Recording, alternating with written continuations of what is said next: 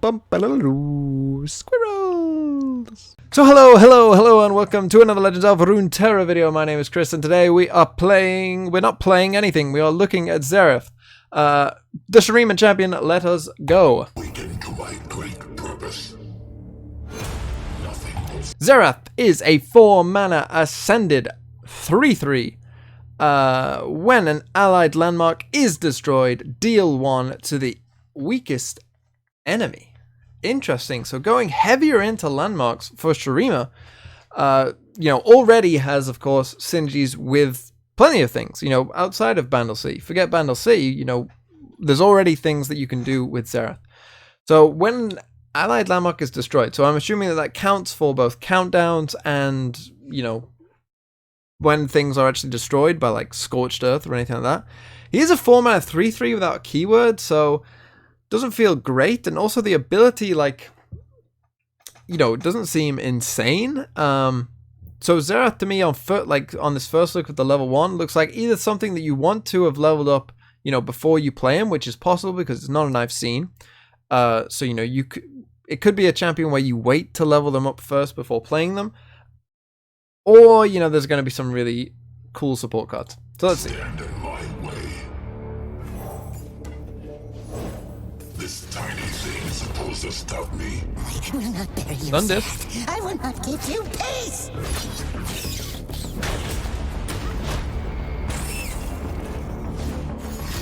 Darkness.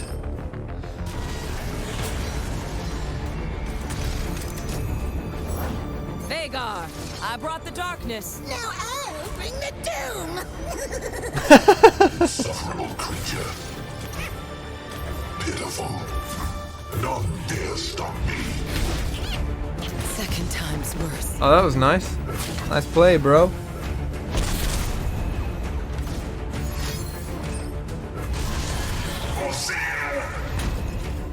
As I will. Ooh. See how I command. Ooh. Ooh, yikes. Today I am feeling great. Let's see this level. Unlimited power. Mine to control. Unlimited power. Why does Shurima always get the coolest level up animations? But anyway. Xerath, leveled up. When an allied landmark is destroyed, deal 3 to the weakest enemy. So kind of like an interesting sort of control tool, but one thing that you will all notice is level up, you've restored the Sun Disk.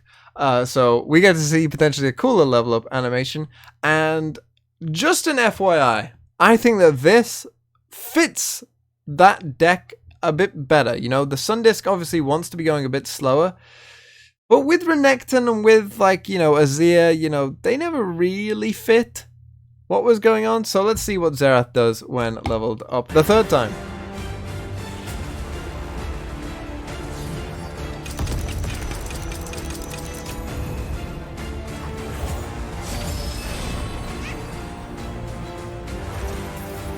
What crazy RNG! Betrayal buried Shurima. Hope revived it. So says the betrayer. I will unmake you.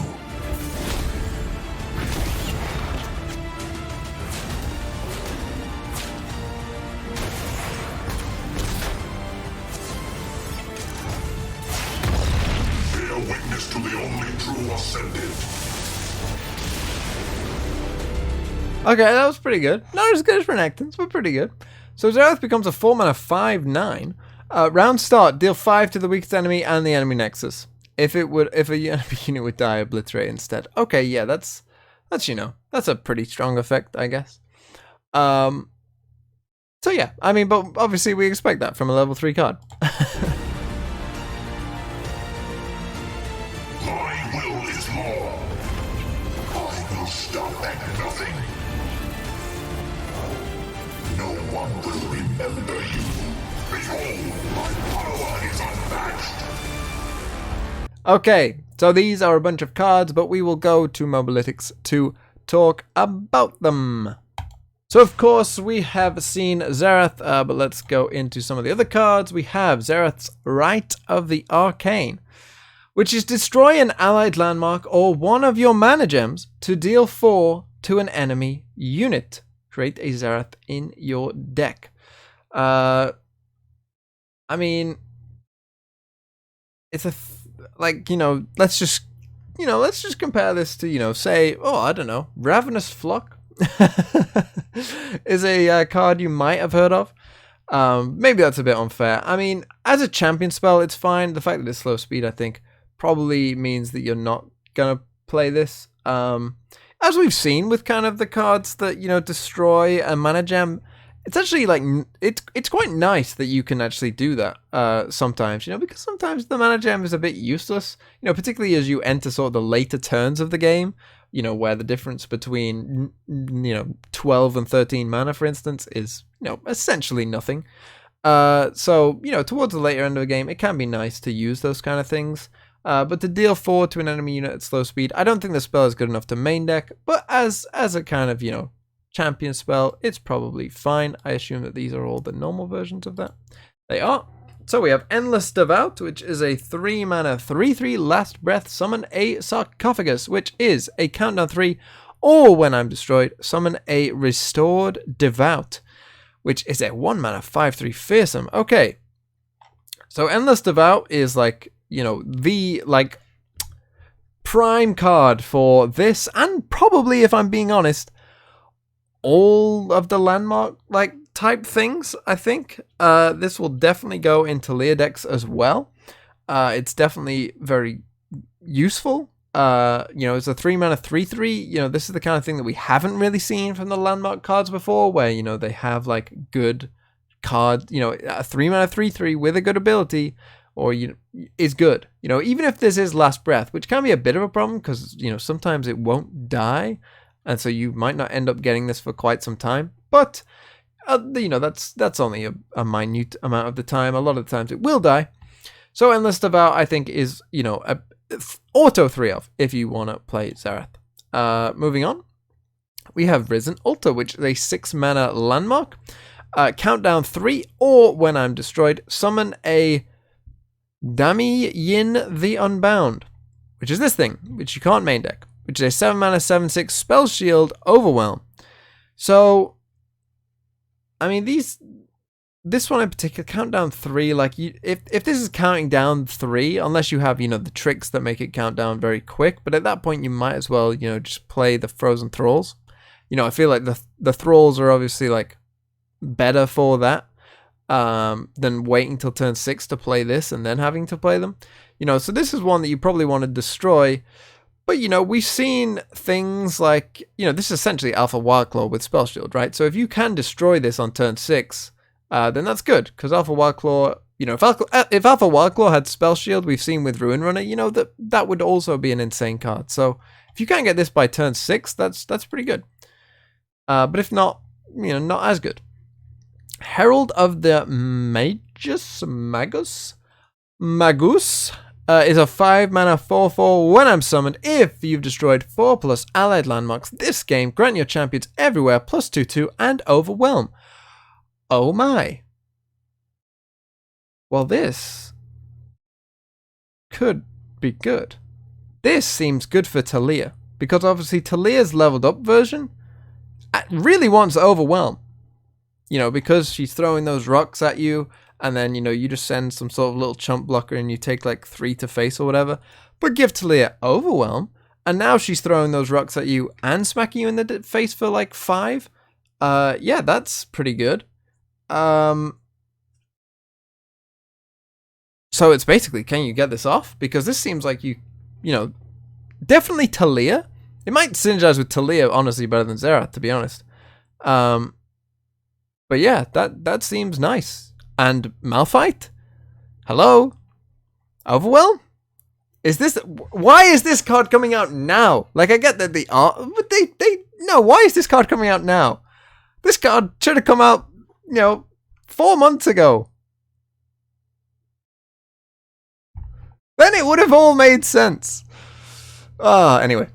Wastewalker is a 3-mana 3/3. When an allied landmark is destroyed, grant me +1/+1. Heyo. This is weird. This whole thing is weird. Why are they giving them these overwhelm cards? I don't really understand, if I'm honest. Like it's a fine card, but I've never really, like, you know, you think of like it's I don't know. Because I'm thinking about these landmark decks, and I don't think they're like aggressive. They're not trying to punch you down. So it's kind of weird that they've got all, like, you know, these kind of overwhelm cards all of a sudden. Like, this is obviously a fine card, but I'm not actually sure if it fits what the decks are doing. I'm not sure it is. Maybe it could go into like Turbo Thralls.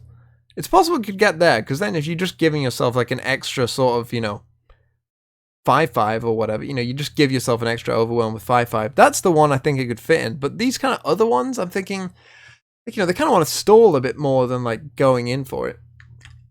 You know, and like the chip damage isn't necessarily important. Like you think about a Malphite deck, you know, you're kind of just stalling till you get Malphite, you stun their entire board, you smack them for like, you know, 18 or something. I think that's kind of the point. Anyway, Construction of Desolation is a 1-mana burst speed spell. Create a Ruinous Acolyte or an Obelisk of Power in hand. So this is a Ruinous Acolyte. This is an Obelisk of Power. So let's read them. 2-mana 2/1 Fearsome. You can main deck these as well. Play Destroy an allied landmark to grant all Ruinous Acolytes everywhere +1/+1. I mean, I love these kind of effects. I mean, yeah, you'll probably play this in the Xerath deck, 100%, I think. Yeah. And you know, this will buff itself up, and, you know, the fact that it destroys an allied landmark is nice. And obviously, this is another one where you'll have to find the right balance of landmarks to destroying landmarks. You know, that will be the sort of key of this kind of archetype. Obelisk of Power is a 1-mana countdown 3 landmark, or when I'm summoned. So countdown 3, or when I'm summoned or destroyed, grant the strongest ally to attack. So this, I'm guessing, is just your kind of cheap little landmark that, you know, you aim to destroy. That's kind of the point, right? That this is just like, hey, destroy me as quick as you can. You know, you get a small little effect that isn't great, but the idea is to, you know, use it with Xerath and use it with Ruinous Acolyte and that kind of thing. So it honestly might end up being like definitely the Ancient Preparations will be in this deck. But again, having like a cheap landmark that, you know, will destroy itself is kind of good. Also, the countdown 3 should destroy, I think, by the time Xerath you play Xerath. Oh wait, will it? I can't even bother to work it out. But anyway, yeah, fine. Sandseer is a 5-mana 5/4 with Fearsome. Play, draw 1. If you drew a landmark, repeat this effect. I mean, a 5-mana 5/4 that draws you 2 cards is pretty good. A 5-mana 5/4 that draws you 1 with Fearsome probably isn't that bad, to be honest. It's not bad. I don't think it's good enough to see play in non-landmark decks, but in landmark decks, I think you'd play this. Yeah. That's pretty much all I have to say. Oh, going back to the one that creates these, I don't think you'll play this, because neither of these effects are worth paying an extra mana for. Unleashed Energy is a 3-mana burst speed spell. Give an ally +2/1 this round, or destroy an allied landmark to give an ally 4/2 this round. Okay. So you'll already have Shapestone, right? So if you really want to destroy the allied landmark, then obviously you'll want this. You've already got one of the best combat tricks in the game because you're in a landmark deck, so why wouldn't you run Shapestone? I mean, if you need ways to destroy it, I guess you'd play this, but I'm not sure how many combat tricks this deck really needs, to be honest. And these are just the different choices you have. And Servitude of Desolation is a 7-mana burst speed spell. Summon a stasis statue to store all allied units and landmarks that died or were destroyed this round inside. Wow. So it's kind of like... oh god. It's kind of like... Oh my god. This is a really weird card. Because this... I was going to say, oh, it's like a 7-mana deny. You know, thinking about things like Ruination. Then it also counts for combat. It's kind of like a 7-mana undo. which is weird. Which is very weird. I don't... no, you can't play this, surely. No, I don't think so. It's 7 mana. And, like, it's 7 mana. Like, already the one that, like, gets you a stasis statue. Remember, everyone thought that card was going to be nuts, and then, you know, people didn't really play that. Not that it's a terrible card either. And I think you'd rather just play that. Like, I think you will play that in this deck. But this, no. This, no. 7 mana is too much for this effect, because oftentimes it might just... There's too many times where it's just a dead card in your hand, and you can't... Those cards don't really see play in Runeterra. So let's go back quickly, give them a quick rating. Gonna be honest, looking at Xerath, I'm not convinced. I'm almost more convinced that he's like the best Sundisk champion. But as like a champion, like, you know, outside of Sundisk, I'm not too certain about. But I could see a Xerath Nasus Sundisk deck working, because Xerath will help you slay things for Nasus. And all the level 3s kind of win you the game. You know, that's kind of the point. So I could see that that might be the direction of the Sundisk decks. But Xerath himself, like, outside of that, I mean, when he levels up, I mean, it's you're just gonna have to destroy a lot of landmarks, though, and that seems that seems maybe difficult now. It's possible that the champion we get tomorrow might synergize with this, and, you know, it almost certainly will. So we probably haven't seen the full package. So, you know, if there's a lot of creation of landmarks that quickly destroy themselves, you know, then I might have to change my tune on Xerath. But, like, just right now, based off what we have right now, I'm not convinced by him that much. It's not terrible, but I'm not like... I think there'll be better things to do, especially the 4 mana 3/3. You know, if he was a 4/4 that grew to a 5/5, I'd be much more, like, willing to forgive Xerath. But it's a 3/3, I don't know. I'm not convinced, I guess, would be... Because landmarks take up space. So what are you doing as, like, a wide aggro deck? You know what I mean? So yeah, Xerath right now, I'm gonna give like a 5.5. But I think that that's because I haven't quite seen the other side of this archetype yet. So it's very possible he could rise very quickly. So don't hold me to that. Rite of Arcane, I think, is a fine champion spell. I don't think you'd main deck it though. So let's the spell on its own, I'd probably call like a... I mean, it has some use. It's like a 4.5, something like that. Endless Devout, I think, is good for this archetype. I think it'll definitely get slapped into almost all of these decks, which means that it's a good card. This is like an 8 for all those landmark decks. Risen Altar, the 6 mana cost, it just feels like a bit too much. But I don't think it's like you know, it's just hurdles, right? It's like Alpha Wildclaw, but just with extra steps. You know, you get like a slightly better version, I guess, but I don't know. Feels like a bit too much. Like, play Ruin Runner if you want this. So yeah, this is like a 4 again. Herald of the Magus though, Magus, whatever it is. That seems like woof. You know what I mean? That I'm into this. This has real potential and really helps Talia and Malphite a lot. Not even sure if it's a Xerath card, to be honest. But yeah, I think that this could be... This is a good card. This is like a 7. You know, especially in Malphite decks in particular, I think. This is like a 7. Waste Walker. As I said, I just don't necessarily know if it fits. I feel like it fits Frozen Thralls perhaps the best. So maybe it'll go in that deck. But it's not a bad card. It's like a 6.5. But, you know, maybe just is a bit like weird in terms of like the decks you'll put it in. Construction of Desolation I don't think is good. We've seen this.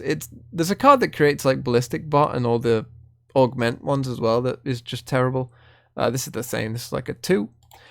Ruinous Acolyte is pretty good for this archetype. You know, you'll probably run this as probably a 3 off, to be honest. So yeah, this is like a It's like a 7, but it's kind of like a must. You kind of have to play this. Obelisk of Power is one that you probably will play as well, I think. It's decent. It's a 1 mana landmark. You might run it as a 1 or 2 of to help buff up your ancient preparations to make sure you get a landmark early on. So yeah, like a 6.5, but might be necessary. Sandseer is a really interesting card that I think you will play in these landmark decks, and yeah, and I think that you'll play this in the landmark decks. This is like a 7 again, decent. Unleashed Energy, as I said, I think you've got already the kind of Shapestone, so I'm not sure. If you need to really destroy the landmarks, then, maybe this will get played. This, I think, is like a 6. And Servitude of Desolation, I think, is just too costly, unfortunately. I think it just is too much for the effect and too sort of very specific. People will like go, oh my god, this card, oh my god, and you'll think of like, the one time in 10 games that would have been really, really useful. But then you won't think about the other like 9 out of 10 games where, it kind of sits as a deck card in your hand. So yeah, this is like 3, something like that. And that's all the cards for today. So thank you so much for watching. I will be back tomorrow for the final reveals. We also might have some patch notes to go over. I guess we'll see. Maybe the Merciless Hunter memes can stop, but we shall see. And with that said, thank you so much for watching and have a really nice day.